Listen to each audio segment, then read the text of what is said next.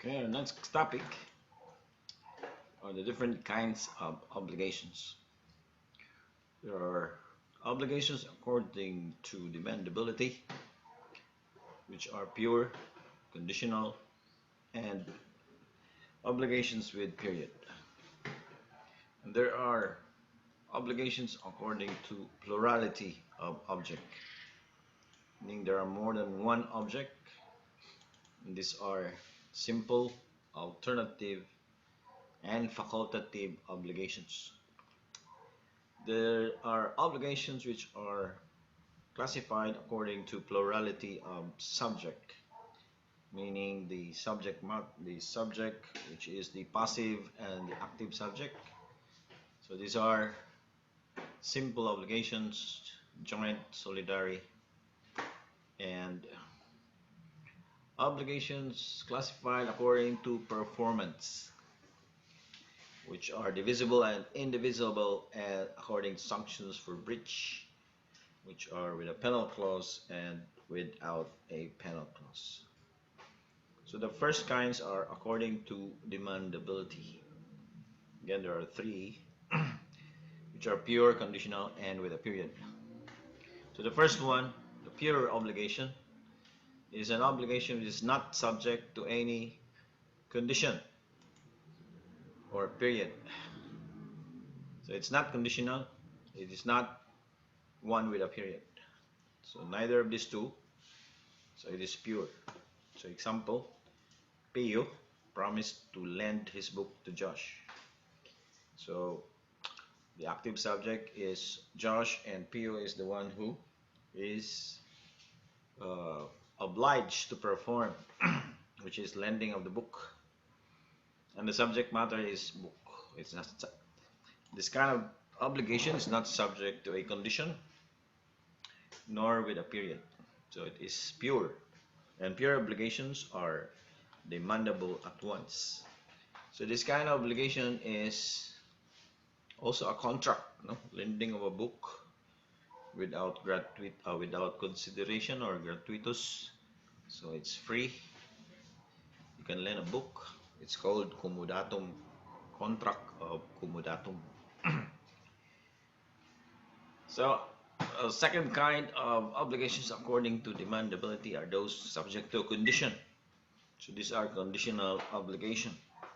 And conditions are events in the future which are uncertain to happen. Like for instance, in this case, the condition here is graduating cum laude. So Pao promised Joe to build a house if Joe will graduate cum laude. So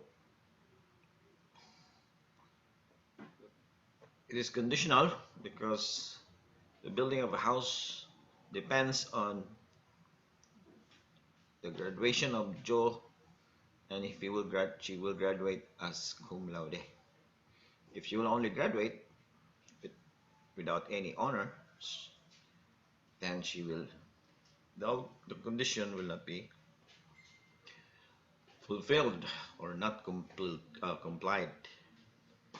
So this is an example of conditional obligation. So graduating cum laude is an uncertain and a future event.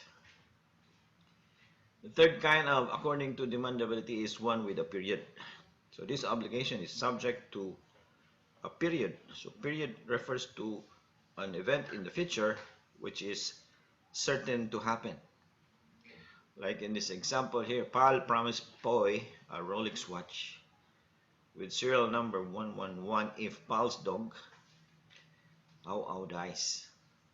So this is not a condition but a period. Why?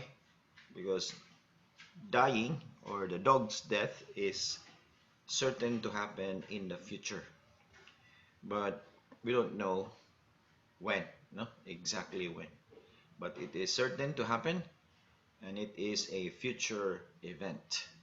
So this kind of obligation, example given in the number 3, is one with a period. Now according to plurality of object, simple, alternative, and uh, facultative. So in simple obligation, there's only one object. So in example here, Anne promised to herself to give May her 18-karat gold necklace. So the object here is one 18-karat gold necklace. So Anne will give May uh, her 18-karat gold necklace. That is simple obligation. So the second kind, according to plurality of object, is alternative. So here there are uh, more than two obligations. So it is one with two or more objects, and the delivery of one or any one of the objects extinguishes the obligation. So meaning it will, the obligation ceases to be demandable. So that is extinguishment. No? Naundang na. So here, example, Lam promised to give Faye on her graduation either a Sony TV, which is 55 inches, valued at 60,000, HD stereo system worth 40,000, or 50,000 pesos. So there are three objects, namely the TV, the stereo system, and the money, 50,000 pesos. And delivery of any of these items is sufficient and will extinguish the obligation. So if there is no agreement as to who will make the choice or who will choose the item to be delivered, then the law gives that priority to the debtor. So the debtor will give or is given the right of choice. So question, will with alternative become a simple obligation? Meaning, when will it become only one object? So it becomes a simple obligation the moment the debtor communicates his choice to the creditor. So like for instance, if Lam will communicate to Fe that he will give the TV, then it becomes a simple obligation. But before delivery, if all things are lost due to the debtor's fault, due to Lam's fault, then the debtor shall be liable for damages in the amount of the value of the last thing which disappeared.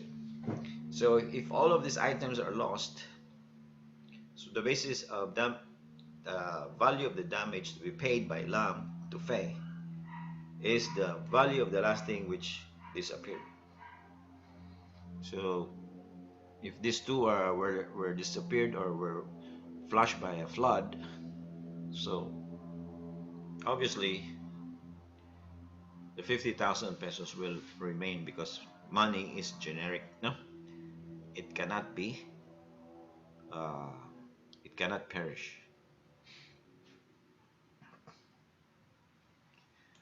Another obligation according to the plurality of object is facultative. In this kind of obligation, there is only one object agreed to be delivered, but the debtor may substitute it with another object. So example, Don promised to give Jude his Apple laptop and with serial number 111222333, but before delivery, Don has the option to substitute the laptop with an iPad Air. So in case of loss due to the fault of debtor, so the loss of the Apple laptop, the debtor is liable for damages. But if the iPad Air is the one that is lost, then debtor will not be liable because the main prestation or the main object to be delivered is the laptop. Okay? That's facultative. Then we go to the plurality of object or subject, which is the active and the passive, or the creditor and the debtor. Simple, there's only one debtor and one creditor. Example, Anne, oblige yourself to give May your 18-karat gold necklace. So there's only one debtor, who is Anne, and May is the creditor. So that is simple obligation. And then we have joint. In a joint, there are two or more debtors who are bound proportionately to deliver or perform to two or more creditors. Example, Vey and Mar promised to pay Ryan and Ying 60,000 pesos jointly. So upon maturity, if Ying collects from V, then V is only bound to pay 15,000 pesos. So words to express that the obligation is joint. These are jointly, proportionately, pro rata, non-comunada, non-comandante. So here the obligation of V to Ying is one obligation, and the obligation to V to Ryan is another obligation, while Mar to Yang is another obligation, and Mar to Ryan is another obligation if it is joint. No? So all in all, there are 4 obligations in this example, since there are 2 debtors and there are 2 creditors. So 2 times 2 equals 4. Okay? And 4 times 15,000 equals 60,000. So easily, if you are asked how much is this one, upon maturity, how much should Yang collect from V? So if V is going to collect from Yang, how much should V pay? So if that's the question, you simply divide 60,000 pesos divided by the number of subjects, which is 1, 2, 3, and 4. So 60,000 divided by 4 subjects equals 15,000 pesos. So your answer will be 15,000 pesos. Okay? So if I ask you, if Ryan collects from Mar, how much should Mar pay? So same answer, 15,000 pesos. You get? Yes. Now we go to solidary. Solidary should not be presumed by law. There must be words to express that the obligation is solidary. Meaning, if one creditor will demand from the debtors, then the whole amount will be paid. No? So there are words to express that the obligation is solidary, and these are the following: co-maker, joint and several, pro indiviso, in solidum, and using the pronoun I instead of we. Example, I promise to pay 100,000 pesos to Mr. Maceren, signed by X and Y. Now here, the pronoun used is I, and there are 2 debtors. So in this case, the kind of obligation which is signed by X and Y is solidary. So meaning, if Mr. Maceren will collect from Y, so the whole amount becomes liable, 100,000 pesos. Or if Maceren will collect from X, then the whole amount will be demandable, so 100,000 pesos. Okay, so unlike here, where the whole amount is to be divided by the number of subjects.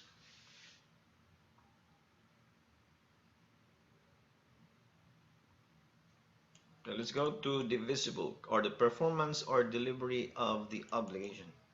Now, if the obligation is susceptible of partial performance, or delivery of its performance can be measured by number of days or metric units, this is a divisible obligation.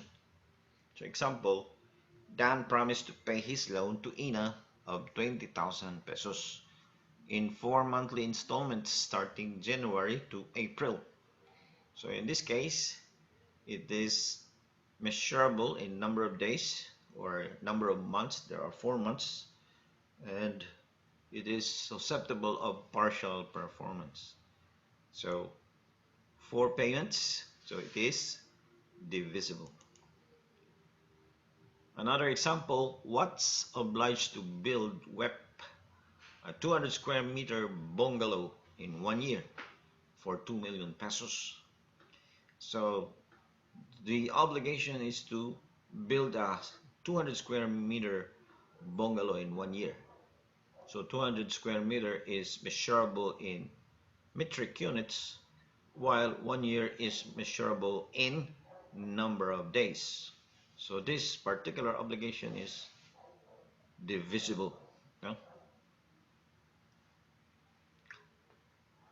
Another type of obligation is indivisible. This time, the obligation is not susceptible of partial performance. So only one performance is required.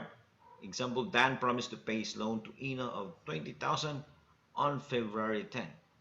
Now here, the intention of the parties, specifically the creditor Ina, is to collect the whole amount of 20,000 pesos in one payment.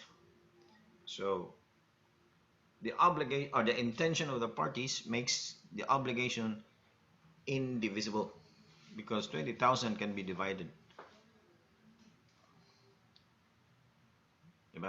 It can be divided, can't you? Okay, so 20,000 can be divided, but since the intention of Ina is to collect the whole amount in one payment, then it becomes indivisible.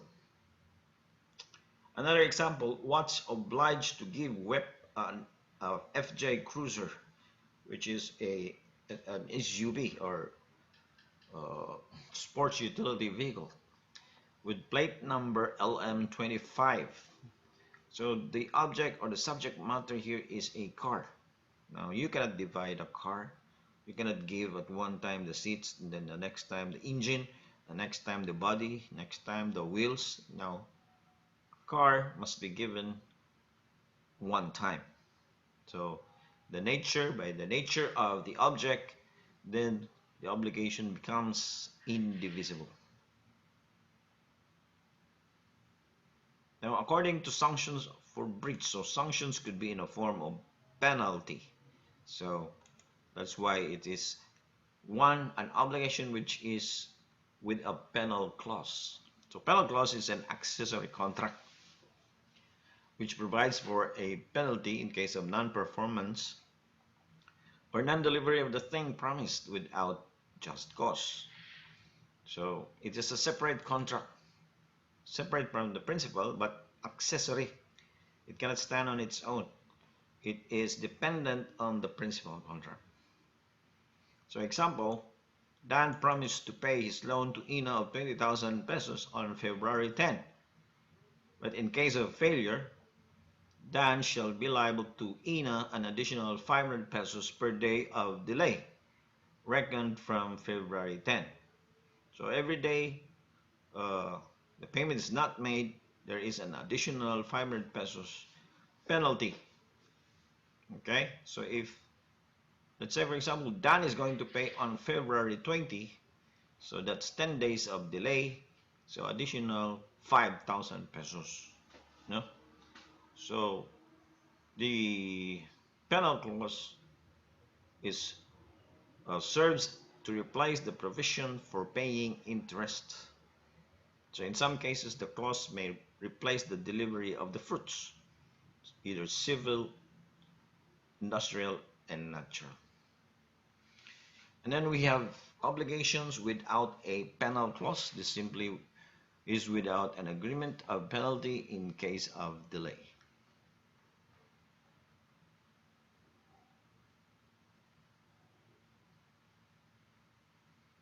Okay, let's go to extinguishment of obligations. So extinguishment, this is it's a cause that completes the obligation, no? Or an act which completes or fulfills the obligation.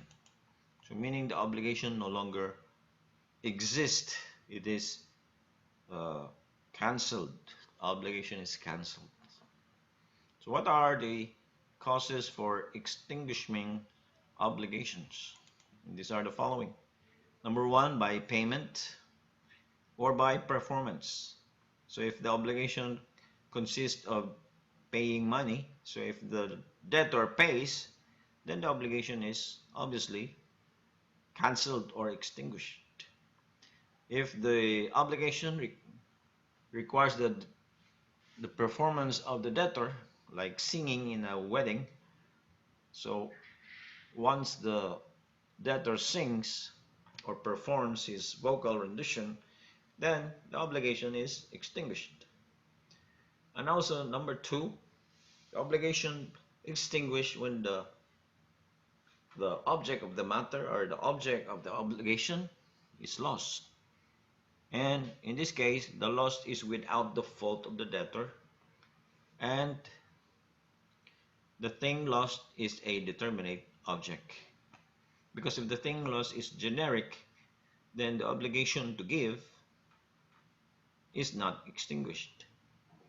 So this one must fulfill, or uh, there must be a condition present, and these are that the debtor is without fault and the thing promised is not a generic but determinate object. Number three, by the condonation or remission of the debt. So condonation is a term, or remission is the same, which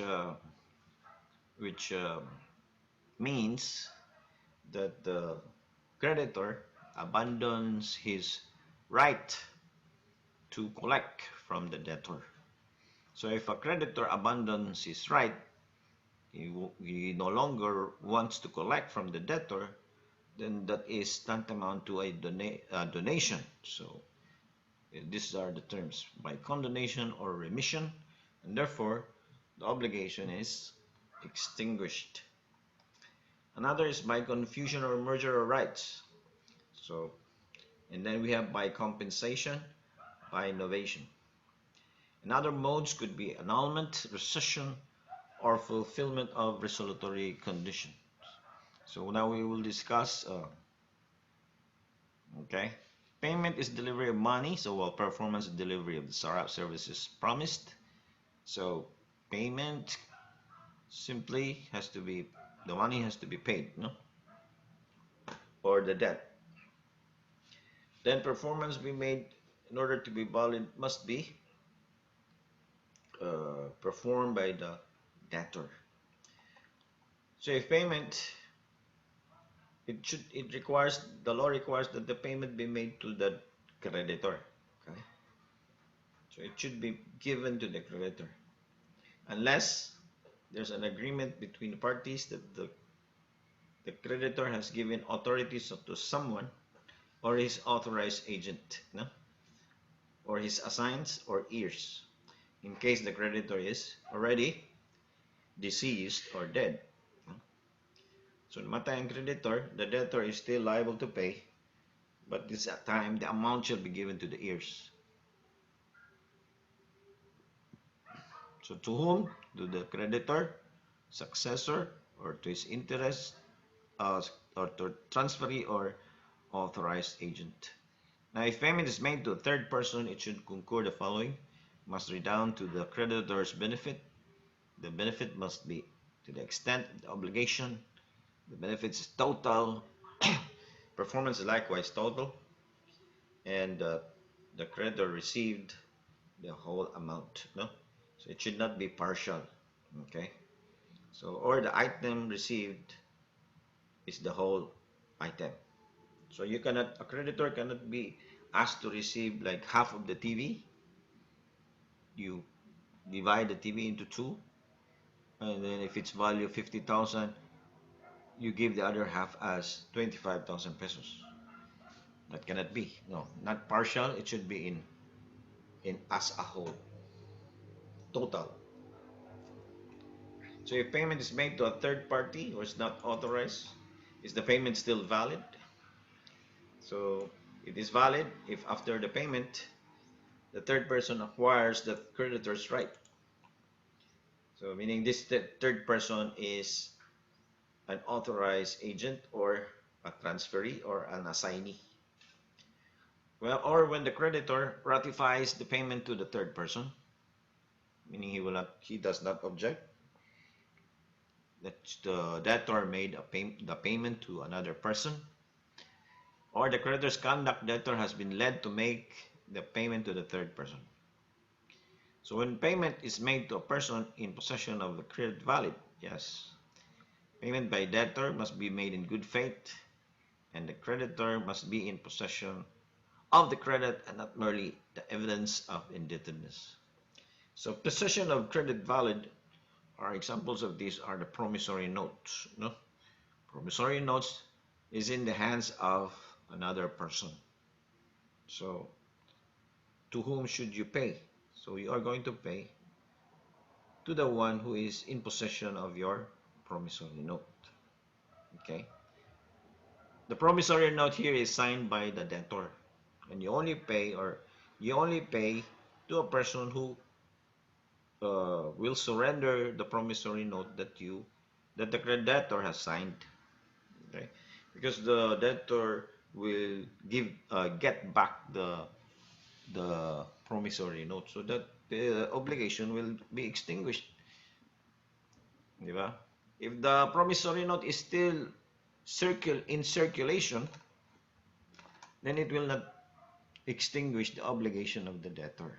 So the debtor has the right, therefore, to collect the promissory note that he signed upon paying his debt. Excuse me. So where should payment be made?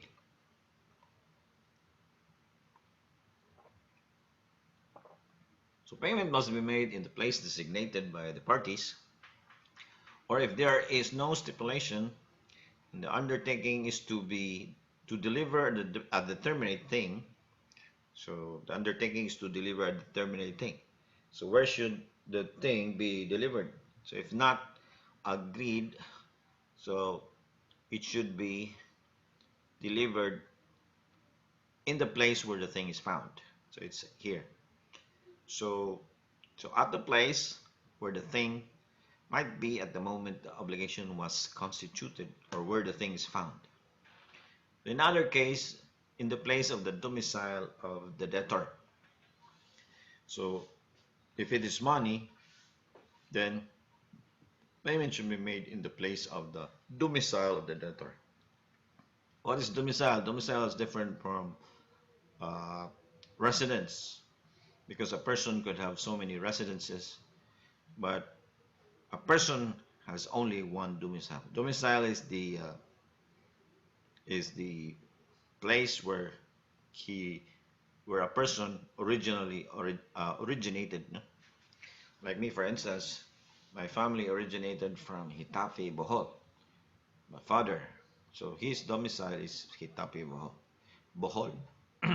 But I was born here in Lapu-Lapu City, and my father has our ancestral home is in Lapu-Lapu City, so my domicile is Lapu-Lapu City. But now I have so many houses here in Cebu City and in Mandawi City, so I have many residences as well as in Lapu-Lapu City. So I could have only one domicile, but I have many residences. Okay, let's go to the loss of the thing due as a cause to extinguish obligation. So the loss of the thing due must be the object should perish or gone physically, or it goes out of commerce, meaning it has no more value. Then it disappears in such a way that its existence is already unknown or unrecoverable. When is there is impossibility of performance. Okay, so physical impossibility, or legal impossibility. So if you oblige yourself to deliver firecrackers, no, for Christmas celebration, and before delivery or before Christmas, it was pronounced by the president that firecrackers or using fireworks or firecrackers on Christmas Day will be uh, illegal or will be confiscated, be subject to confiscation. So therefore, the obligation now becomes a physical impossibility or legal impossibility. It becomes illegal, no? Because it has been pronounced by the president. So this is an example of loss of the thing due. So if the loss of the thing due was a general rule to extinguish an obligation, there are so the loss of the thing due generally extinguishes an obligation as a general rule. But there are exceptions where it is not considered as an extinguishment of obligation. Number one, when the debtor is at fault. So when the debtor is guilty of delay, negligence, or fraud or breach, then no matter what is the cause of the loss of the thing due, the debtor is already guilty of this, then therefore he is liable for damages. No? So regardless of, but if the debtor is innocent, is not guilty of any one of this, then the loss of the thing will extinguish the obligation. So mawalang obligation. Or when there is a stipulation or agreement made by the parties, or provisions of law, or the nature of the obligation requires assumption of risk on the part of the debtor. So loss of the thing will not extinguish the obligation. Or when the thing promised by the debtor is a generic object. So in case it is generic object, because it is unperishable, subject to the Latin phrase of genus nunquam peruet, then loss of the thing without the fault of the debtor, because it is generic, then it will not extinguish the obligation. Okay, condonation. Already discussed this one. This is the gratuitous abandonment of the debt by the creditor. So gratuitous meaning there's no consideration or no payment. It is free, voluntarily abandoned by the creditor. So the creditor no longer demands or is no longer demanding that the payment or delivery to be made by the debtor. So in this case, this is done by the creditor, either expressly or impliedly, then forgives the debtor from paying the obligation. So the cause of consideration of forgiving could be due to the debtor or creditor's liberality or generosity. So naluoy na ang creditor or manghihatago ng creditor kay siguro nakadaog siya og lottery. So therefore he forgives the debt of the debtor. Ay nalagbayad, no? I am condoning your debt. So in that case, the debt is extinguished. So here, this requires the acceptance of the debtor. Okay. On the other hand, there is another mode of extinguishing obligation, which is compensation. So here there are, this is also known as set off. This occurs when two persons are in their own right debtors and creditors to each other. So they are both debtors and they are both creditors to each other. So example, Ben is indebted to Cha for 50,000, while Cha is indebted to Ben for 60,000. So Ben is a debtor to Cha for 50, and Ben is also a creditor to Cha for 60. So Ben is both a debtor and a creditor, and Cha is also both a debtor and a creditor to each other. So this amounts here can be compensated. So pwede silang pa-account. Set off is the term in American. Here in the Philippines we use offset. Okay, so set off is the correct term. So in this case, since the amount involved are not of the same value or not equal, so the compensation is not total but partial. So the compensation is effected, then kung they agree to compensate each debt, so Cha still owes Ben 10,000 pesos, diba? There is still a remaining balance of 10,000 that Cha will have to pay. So this one is only partial extinguishment. Then we have confusion or merger. This happens when the traits of the debtor or the characteristics of the debtor and the creditor are merged in one person. So, sir, for example, Jam issues a bill of exchange for 20,000 pesos to Ken. So si Jam issues a bill of exchange. Now, a bill of exchange is the same as a check, no? Almost the same. Okay. So issues a bill of exchange to Ken. Amount 20,000.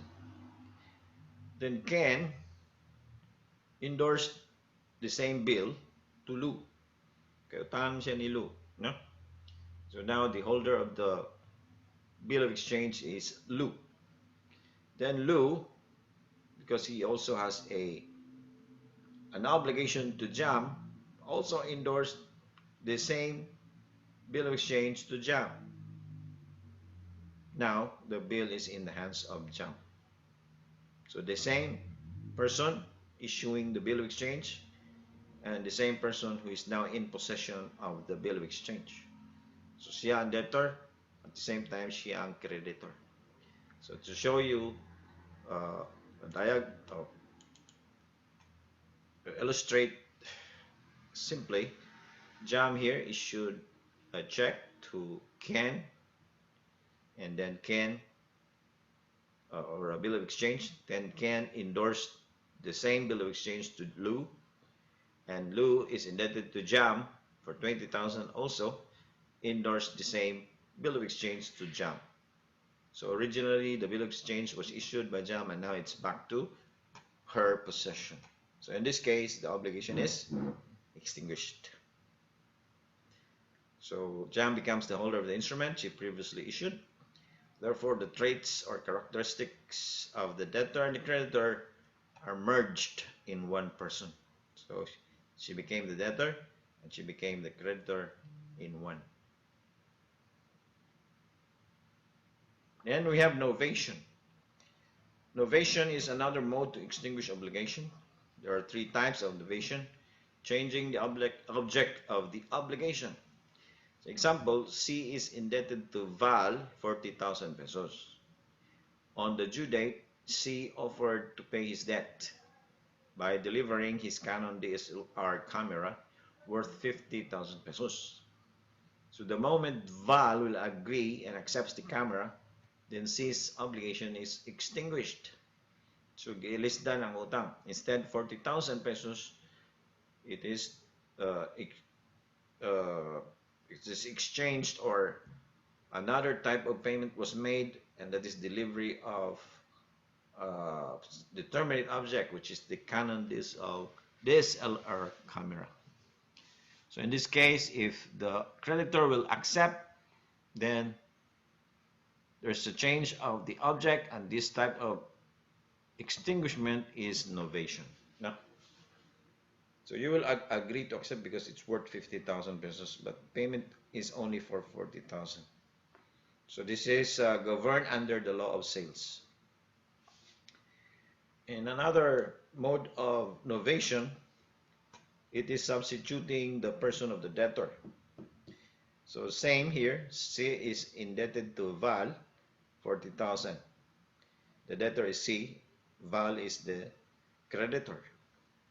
Another person, Coco, is indebted to C for the same amount. So si Coco, utangan siya ni C pod. Then C and Coco agreed that Coco will pay Val on due date. So instead of paying to C, they agreed, C and Coco, that the payment of Coco will be made directly to Val. No? So C, therefore, is eliminated in the picture. So as a result, C's obligation to Val is extinguished. So the debtor here is changed, no? Instead of C indebted to Val, the debtor now is Coco. Coco is now indebted to Val, 40,000 pesos. Okay? So this is substituting the person of the debtor. This is still novation. Then we have the last kind of novation, which is substituting the rights of the creditor. This time it's the creditor, not the debtor.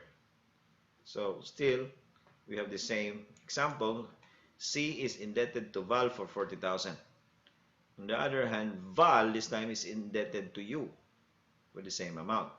So si Val na ang naiutang ni you, the same amount, 40,000. So instead of collecting the amount from C, si Val, dili na siya maningil ni C. So Val offered you the same, that the latter shall collect the amount from C. So now, it is now you will collect from C. No? So Val is eliminated from the picture. Okay? So this is changing the rights of the creditor. The creditor now of C is no longer Val but you. Okay? So this is extinguishment of obligation of Val in the case of Val. Changing the person of the debtor, a creditor, or subrogating the rights of creditor. Okay, so this ends our topic, obligations. This is part 1, and we shall have so save your question on the chat box, and we will proceed with the intermission number para mawain yung mga duka, no? Thank you.